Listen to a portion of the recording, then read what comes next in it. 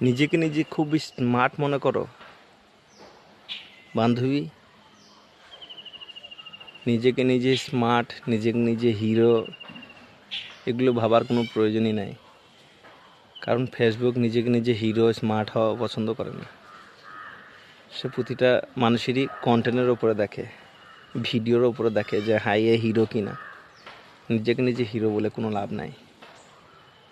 ফেসবুকে কাজ করতে এসেছো, একে অপরের পাশে থেকে কাজ করো সবাই, এইটুকুনি চাই, আমিও চাই এবং ফেসবুকও চায়।